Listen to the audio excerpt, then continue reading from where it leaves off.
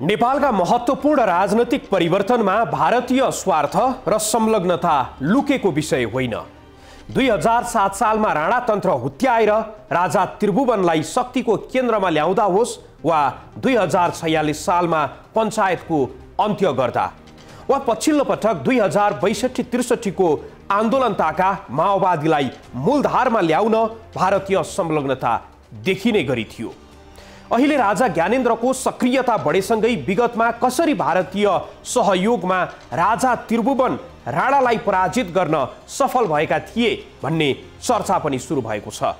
आजको यस अङ्कमा हामी राज संस्थाप्रति भारतीय नीतिको विगत र वर्तमान बारे चर्चा करनेछौं। मोनार्की का हिस्टोरिकली भारत के साथ इतना अच्छा संबंध नहीं रहा है। राज परिवार पर ही सारा दोष नहीं पड़ सकते कि वो भारत के साथ नहीं आना चाहते थे या और अफसोस कि भारतवर्ष ने ही उसमें वो जो कू था राजा के खिलाफ उसमें सहयोग दिया था। और इसमें जो है रॉ की भूमिका आप देखेंगे तो आपको और ज्यादा समझ में आएगा। उन्होंने चाइना से हथियार खरीदे, कोई ऑर्डिनरी हथियार नहीं।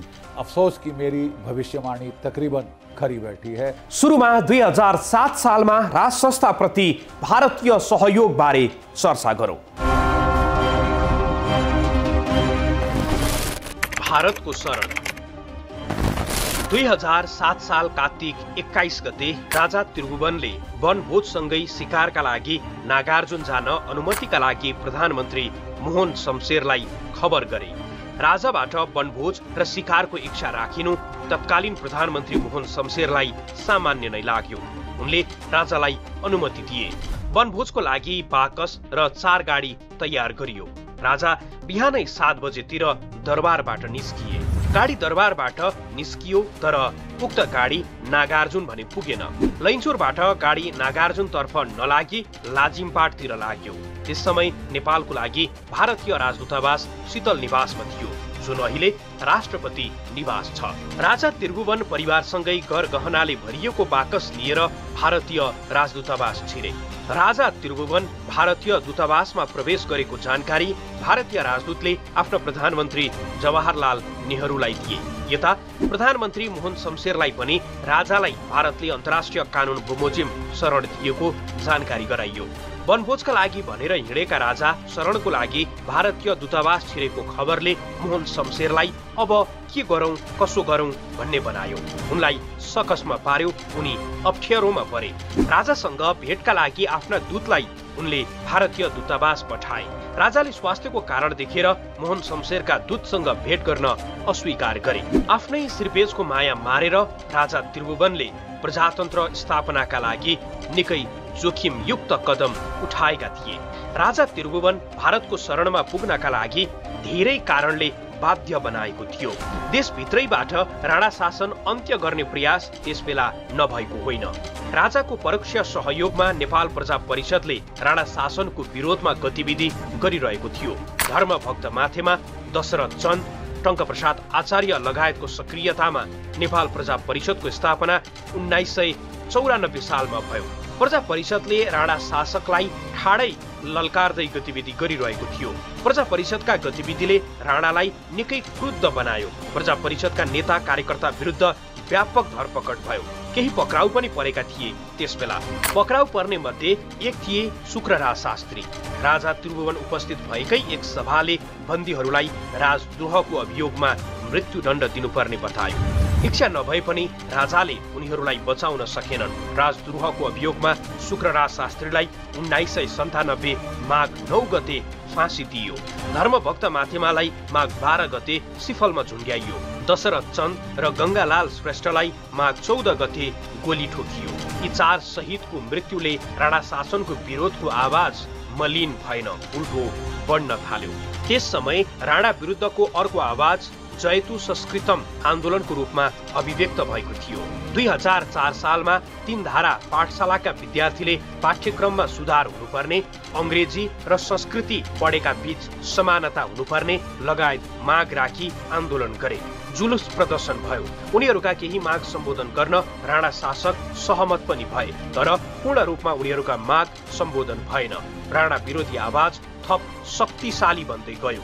राणा शासनलाई देशभित्र राजा र जनताले चुनौती दिइरहेका थिए। राजनीति पनि त्यसबेला राणाहरूको पक्षमा थिएन। भारतमा महात्मा गान्धीको नेतृत्वमा स्वतन्त्रता आन्दोलनले अंग्रेजलाई हायल कायल पारिरहेको थियो। त्यही आन्दोलनको परिणाम स्वरूप बेलायत 2004 सालमा भारत छोड्न बाध्य भयो। अंग्रेज र नेपालका राणा शासक बीच त्यसबेला राम्रो सम्बन्ध थियो। अब भारतबाट अंग्रेज विदा भएपछि राणा शासनमा पनि संकटको बादल मडारिन थाल्यो। त्यसले राणा शासकलाई मनोवैज्ञानिक रूपमा कमजोर बनाइसकेको थियो र राणा विरोधी खेमामा त्यसले उत्साह थपिरहेको थियो। भारतमै रहेका नेपालीहरू पनि राणा शासन विरुद्ध संगठित हुन थाले। 2006 सालमा नेपाली कांग्रेसको स्थापना राणा शासन विरुद्ध संगठित हुने नेपालीहरूको प्रयासकै अभिव्यक्तिको एक निरन्तरता थियो। नेपाली कांग्रेसको स्थापना नेपाली राष्ट्रिय कांग्रेस र नेपाल प्रजातन्त्र कांग्रेसको मिलनबाट भयो। नेपाली राष्ट्रिय कांग्रेसमा बीपी कोइराला, टंकप्रसाद आचार्य, गिरिजा प्रसाद कोइराला लगायत सक्रिय थिए। नेपाल प्रजातन्त्र कांग्रेसमा सूर्य प्रसाद उपाध्याय, सुवर्ण शमशेर राणा, महेन्द्र विक्रम शाह लगायत सक्रिय थिए। 2003 सालमा स्थापना भएको नेपाली राष्ट्रिय कांग्रेस र 2005 सालमा स्थापना भएको नेपाल प्रजातन्त्र कांग्रेसको एकीकरणले राणा शासन विरुद्धको आवाज थप बुलन्द बन्न थाल्यो। राणाहरू देशभित्र राजा र जनताबाटै घेरिएका थिए भने नेपाली कांग्रेसको गठन र स्वतन्त्रता प्राप्ति पछि भारतको प्रधानमन्त्री बनेका जवाहरलाल नेहरूको भूमिका पनि राणाहरूका लागि अनुकूल बनेन। यिनै अवस्थाको मध्यनजर गर्दै राजा त्रिभुवन प्रजातन्त्रका लागि आफ्नो गद्दीलाई नै दाउमा राखेर भारतीय दूतावासको शरणमा पुगेका थिए। यता राणा शासक भने अंग्रेजको सुझावका लागि बेलायती राजदूतलाई भेट्न पुगे। बेलायतले त्यसबेला गद्दी खाली नराख्न सुझाव दियो। राणाहरूको कदमलाई समर्थन गर्ने आश्वासन राणा शासकहरूले पाए। अब राणा शासकहरू राजा त्रिभुवनको विकल्प बारे सोच्न थाले। राजा त्रिभुवनको परिवार भारतीय दूतावासको शरणमा भए पनि उनका माइला नाति ज्ञानेन्द्र भने छुटेका थिए। राणाहरूले राजा त्रिभुवनका माइला नाति ज्ञानेन्द्र शाहलाई राजगद्दीमा विराजमान गराए। राजाको रूपमा ज्ञानेन्द्रलाई भारतले मान्यता दिएन। अमेरिकाले पनि भारतलाई नै पछ्यायो। पहिले मान्यता दिने भनेको बेलायतले पनि आफ्नो भाका परिवर्तन गर्यो। उसले पनि मान्यता दिएन। राणाहरू त्यसबेला संकटमा परे। 2007 साल कार्तिकमा राजा त्रिभुवन दूतावासबाट परिवार सहित दिल्ली प्रस्थान गरेका थिए। भारतमा भने राजा त्रिभुवनको त्यसबेला भव्य स्वागत गरियो। भारत सँगैकै सल्लाह बमोजिम उनी भारतको शरणमा पुगेका थिए। वीरगञ्जको आक्रमण। राजा त्रिभुवन भारत प्रस्थान गरेकै दिन नेपाली कांग्रेसले वीरगञ्जमा आक्रमण गर्यो। उसले वीरगञ्ज आफ्नो कब्जामा लियो। भारतको सहयोगमा नेपाली कांग्रेसले राणा विरोधी आफ्नो अभियानलाई तीव्रता दिइरहेको थियो। राजा भारतकै सहयोगमा दिल्लीमै थिए। नेपालमा राणाहरू दबावमा थिए। राणाहरू संकटमा थिए तर पराजित भइसकेका थिएनन्। उनीहरू पनि अब समाधानका लागि भारतको भर पर्नुपर्ने अवस्था आयो। भारतले राजा, राणा र कांग्रेस सबैसँग समानान्तर रूपमा संवादलाई अगाडि बढायो। नेपालको राजनैतिक संकट समाधानका लागि दिल्लीले 3 पक्षीय बीच सम्झौता गराउन लाग्यो। दिल्लीको प्रस्ताव त्रिभुवनलाई राजाकै रूपमा निरन्तरता दिने, प्रधानमन्त्री राणा नै भए पनि जनप्रतिनिधिको सरकार बनाउने र राजनैतिक दल खोल्न पाउने व्यवस्था गर्ने थियो। राणा र कांग्रेसलाई यो प्रस्ताव मान्नुको विकल्प थिएन। राणा प्रधानमन्त्री मोहन शमशेरले आनाकानी गर्दै दिल्लीका यी प्रस्ताव स्वीकार गरे। नेपाली कांग्रेसले सुरुमा त यसको विरोध गर्यो। त्यसबेला कांग्रेस आफ्नो एकमना सरकार निर्माण गर्ने अवसरको खोजीमा थियो। तर दिल्लीकै सहयोगमा नेपालमा सशस्त्र विद्रोह गरिरहेको कांग्रेससँग दिल्लीको प्रस्ताव अस्वीकार गर्न सक्ने ल्याकत थिएन। उसले पनि दिल्लीका प्रस्ताव स्वीकार गर्दै सशस्त्र आन्दोलन अन्त्य भएको घोषणा गर्यो। दिल्लीमा राणा, राजा र कांग्रेस बीच सम्झौता भए पनि राजा नेपालमा फर्कन बाँकी नै थियो। दिल्लीमा सम्झौता भए पनि नेपाल छिर्न साथ राणाहरूले नियन्त्रणमा लिएर फेरि बन्दी त बनाउने होइनन् भन्ने डर त्यसबेला राजामा थियो। 104 वर्ष अघि जङ्गबहादुर राणाको कारण गुमेको शक्ति अब राजाको हातमा आएको निश्चित गर्न चाहिरहेका थिए राजा त्रिभुवन। राणा शासनको बेला सेना प्रधानमन्त्रीको नियन्त्रणमा थियो। उनले त्यसलाई परिवर्तन गरी राजाको मातहत ल्याए। आफ्नो सुरक्षा सुनिश्चित भएपछि उनी 2007 साल फागुन 4 गते काठमाडौँ ओर्लिए। नेपाली जनताले राजा त्रिभुवनको भव्य स्वागत गरे। 2007 फागुन 7 गते राजाले नेपालबाट राणा शासनको अन्त्य गर्दै प्रजातन्त्रको घोषणा गरे। राज संस्थालाई भारतले त्यसबेला सहयोग गरेको भए पनि नेपाली राजनीतिको पावर डाइनामिक्स बदलिएसँगै राज संस्थाप्रति भारतीय नजर पनि बदलिन थाल्यो। 2046 सालमा सक्रिय राजतन्त्रको अन्त्य गर्दा होस् वा 2065 सालमा राजा ज्ञानेन्द्रले नारायण हिटी दरबार छोड्दा भारत राजनैतिक दलको पक्षमा उभियो। तर नेपालमा कम्युनिस्ट शक्तिलाई भारतले विगतमा गरेको सहयोगप्रति अहिले ऊ समीक्षात्मक छ। उता राज संस्था र हिन्दू राष्ट्रको मागले भारतको अहिलेको संस्थापनलाई केही उत्साहित पनि बनाइरहेको छ।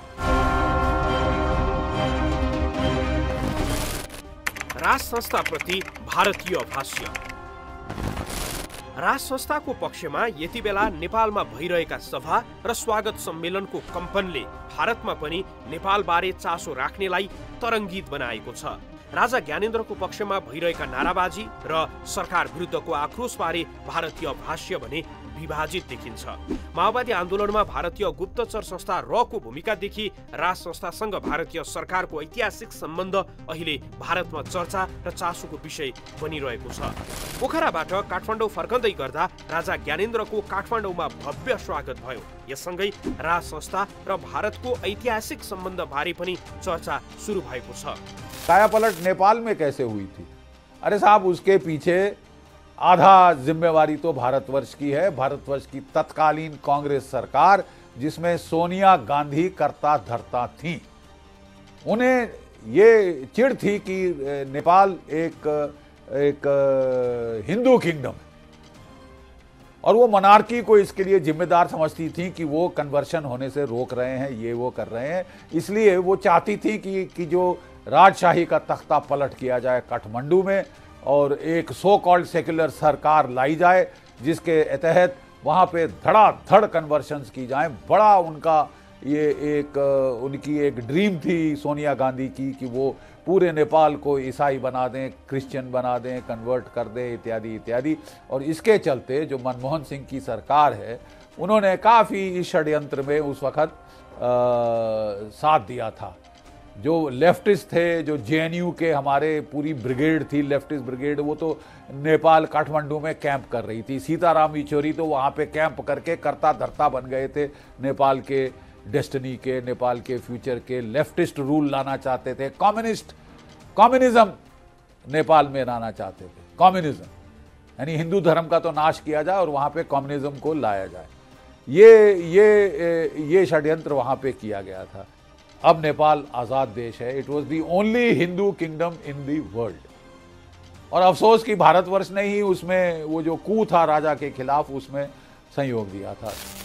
भारतका लागि राज संस्था सहयोगी नरहेको नेपालका लागि भारतीय राजदूत रहिसकेका रञ्जित रेको भनाइ छ। नेपालको राज संस्थालाई उनले भारत विरोधी भावना वृद्धि गर्ने, चीनबाट हतियार ल्याएको, चीनलाई सार्कको सदस्य बनाउन खोजेको भन्दै भारत विरोधी देखाउन खोजे। देखिए, मोनार्की का हिस्टोरिकली भारत के साथ इतना अच्छा संबंध नहीं रहा है और इसके कई कारण हैं। सबसे पहले तो कि इन्होंने मल्टी पार्टी डेमोक्रेसी समाप्त की और खुद सत्ता ली अपने हाथ में। दूसरी बात, जैसे प्रदीप जी ने कहा, इन्होंने चाइना से हथियार खरीदे, कोई ऑर्डिनरी हथियार नहीं, एंटी एयरक्राफ्ट गन। आप मुझे बताइए, नेपाल को एंटी एयरक्राफ्ट गन किस लिए चाहिए? इस तरह का हथियार खरीदे। 1960 में जब सत्ता इन्होंने पूरा अपने हाथ में ले लिया, तब भारत की तरफ से क्रिटिसिज्म हुआ कि आपने मल्टी पार्टी डेमोक्रेसी को हटा कैसे दिया। तब वो चीन के पास गए और एक ये एंटी इंडिया राष्ट्रवाद जो है नेपाल में शुरू किया उन्होंने, पहाड़ी जो राष्ट्रवाद है नेपाल। अच्छा। और अभी की जो बात है, 2005 में जब राजा ज्ञानेन्द्र ने सत्ता ली, तब क्या हो रहा था? जब सार्क समिट ढाका में हो रहा था, उसके आसपास ही मेरे ख्याल से, तो उन्होंने कहा कि चाइना को आप मेंबर बनाइए सार्क का। अच्छा। तो जहां तक मोनार्की का सवाल है, एटलीस्ट इन द पास्ट, मुझे तो नहीं लगता कि भारत के पक्ष में रही होगी। राजा को चाहते हुए भी भारत के करीब नहीं आने दिया गया। ये केवल मतलब राज परिवार पर ही सारा दोष नहीं पड़ सकते कि वो भारत के साथ नहीं आना चाहते थे या प्रो इंडिया नहीं रहे। हम भी कभी प्रो जो है मोनार्की नहीं रहे। तो ये मामला दोनों तरफ का था और इसमें जो है रॉ की भूमिका आप देखेंगे तो आपको और ज्यादा समझ में आएगा। आखिर भारत की खुफिया एजेंसी किसी देश का जो राजतंत्र है, जो भी शासन व्यवस्था थी, उसके खिलाफ क्यों लगा था? भारतीय पूर्व राजदूतको यस व्याख्याले भारतीय सरकारी नीति के थियो राज संस्थाप्रति त्यसबेला भन्ने प्रश्न पार्छ। नेपालमा वामपन्थी शक्ति सत्तामा रहेको भारतको अहिलेको संस्थापनलाई त्यति मन परिरहेको छैन। उनीहरू नेपालमा कम्युनिस्टको उदय नै भारत नेपाल बीच दूरी बढ्नुको कारणको रूपमा व्याख्या गरिरहन्छन् र माओवादी आन्दोलनमा भारतीय सहयोगप्रति पनि उनीहरू यति बेला केही समीक्षात्मक देखिन्छन्।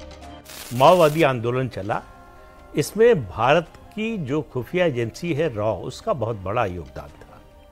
भारत ने इस आंदोलन को चलवाया और सारे माओवादी यहीं दिल्ली में और भारत में रहते थे। माओवादी आंदोलन चलवाया, बिल्कुल चलवाया, नेपाल में चलवाया। सीताराम येचुरी सबसे बड़े सलाहकार थे। और दो लोगों का नाम मैं आपको सार्वजनिक तौर पर ले सकता हूं, दोनों मरहूम हो गए हैं। मुझे मतलब पत्रकार के तौर पे ये भी नहीं कह सकता कि मैं अपने सूत्रों को जो है एक्सपोज नहीं करना चाहता हूँ। मैं देवी प्रसाद त्रिपाठी, डीपी त्रिपाठी, जो जेएनयू के उस वक्त के प्रेसिडेंट रहे थे, एनसीपी के स्पोक्स पर्सन थे, और सीताराम येचुरी, ये पुष्प कमल दहल प्रचंड, केपी शर्मा ओली, ये सब उन्हीं के रूम में जेएनयू के अंदर मिला करते थे। और इनके कई सारे किस्से हमने खूब उनसे बैठ के रातों में डीपी त्रिपाठी जी से सुने हैं।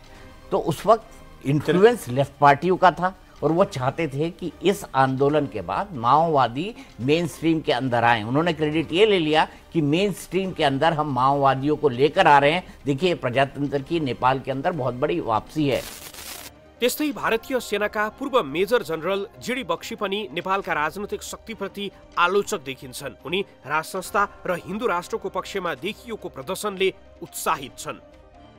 2007 में मैं नेशनल डिफेंस कॉलेज में पोस्टेड था और हर साल हमारी एक डेलीगेशन जाती है हमारे जो मित्र देश हैं उनको मिलने, स्टडी करने, स्टडी टूर होते हैं हमारे। तो मैं स्टडी टूर लीड कर रहा था नेपाल में, 2007 की बात कर रहा हूँ। जब हमें अपने एम्बेसी में ब्रीफिंग दी गई तो लोगों ने बोला कि साहब वो बड़े माओइस्ट के सपोर्ट में बातें कर रहे थे और ये वो कह रहे थे। तो हम बड़े हैरान हुए, हम सारे, हमारी पूरी डेलीगेशन। हमने उनसे पूछा, जो हमारे प्रेजेंटर थे, कि साहब ये जो माओइस्ट जो हैं वो तो भारतवर्ष में भी गदर कर रहे हैं, छत्तीसगढ़ में हम उनसे लड़ रहे हैं, उड़ीसा, बिहार, झारखंड और अपना कहाँ वहाँ पे रेड कॉरिडोर से हम जूझ रहे हैं, मिलिट्री ऑपरेशन चल रहे हैं, पैरामिलिट्री ऑपरेशन चल रहे हैं और बड़ी भारी इंटरनल सिक्योरिटी थ्रेट है। तो ये कहाँ तक अकलमंदी होगी कि हम नेपाल में माओइस्ट को सपोर्ट करें? कल ये माओइस्ट वो माओइस्ट के साथ मिलके हमारे लिए प्रॉब्लम नहीं खड़ी करेंगे। ये तो काठमांडू से केरला तक एक रेड कॉरिडोर बन जाएगी।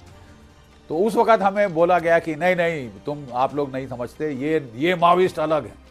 मैंने कहा सर माओइस्ट तो माओइस्ट हैं, ये माओइस्ट या वो माओइस्ट। तो मैं उस वक्त हम बड़े हैरान हुए। और साहब बड़ी दिलचस्प बात है उस वक्त की, क्या हुआ कि मेरी डेलीगेशन में बहुत सारे ब्रिगेडियर्स, कॉमोडोर्स और एयर कॉमोडोर्स थे। तो नेपाल काठमांडू राजधानी में बहुत सारी गाड़ियां चल रही थीं, क्या कहते हैं, हमारे रेड स्टार प्लेट्स के साथ। तो उस वक्त ये कम्युनिस्ट और माओइस्ट बहुत एक्टिव थे। वहाँ पे बहुत सारी उनको रेड स्टार प्लेट्स दिखी। संयोगवश उसी वक्त एक नेपाल की रॉयल नेपाल आर्मी की पलटन गई थी दिल्ली यूएन मिशन जाने के लिए। वो सामान लेके आ रही थी, साजो सामान, वो BMPs वाइट पेंटेड और गाड़ियां वगैरह लेके वो वापस आ रहे थे। उनको नेपाल के बॉर्डर पे क्रॉस करते देखा गया। तो माओइस्ट ने 2+2 किया कि अरे यहाँ इंडियन आर्मी की डेलीगेशन, वहाँ पे इंडियन आर्मी अंदर आ रही है। तो वहाँ पे अफवाहें फैल गई काठमांडू में कि साहब इंडियन आर्मी कू करने वाली है और वो नेपाल को टेक ओवर करने आई है। और एक कारगिल का जो जर्नल है जो कारगिल में लड़ चुका है वो काठमांडू पहुंचा हुआ है पूरी डेलीगेशन के साथ टेक ओवर करने। ये अखबार में खबर छप गई। और जो माओइस्ट ट्रेड यूनियन थी उन्होंने बड़ा हल्ला किया कि साहब ये जो इंडियन आर्मी की डेलीगेशन आई है इसको वापस जाना चाहिए। तो एम्बेसी वालों ने हमको वहाँ से निकाला, हमारा होटल चेंज किया। और अगले दिन मुझे नेपाल के प्रधानमंत्री साहब जो गिरिजा प्रसाद कोइराला थे उनके पास जाना था। तो जैसे ही वो मेरे को मिले तो वो हंस के बोले, are you the famous Indian army general who has come to take over Nepal. तो हम सब बहुत हंसे उस वक्त, क्योंकि हमको मतलब ये तो बचकानी सी बात थी और बचकाना सा रूमर था, बट ये दिखा रहा है कि वहाँ हालत क्या थी नेपाल में। उस वक्त मैंने क्लियरली अपने लोगों को बोला था, अपनी रिपोर्ट में भी लिखा था कि हम माओइस्ट को नेपाल में लाके सेल्फ गोल कर रहे हैं, कम्युनिस्ट चीन के ज़्यादा सक्के होंगे और हमको आगे जाके प्रॉब्लम्स हो सकती है। अफसोस कि मेरी भविष्यवाणी तकरीबन खरी बैठी है। नेपालको पछिल्लो अवस्थालाई लिएर भारतीय मिडियामा भइरहेको बहसले बदलिँदो राजनैतिक अवस्थालाई संकेत गर्छ। यसमा भारत सरकारकै प्रष्ट संलग्नता अहिले बाहिर आइसकेको छैन, तर विगतमा भारतीय संलग्नतामा भएका परिवर्तनको परिणाम प्रश्नको घेरामा रहेका कारण नेपाली राजनैतिक नेतृत्व र स्वयं राजसंस्थावादी पनि भारतीय स्वार्थ र संलग्नताबारे सधैँ चनाखो बन्न आवश्यक छ।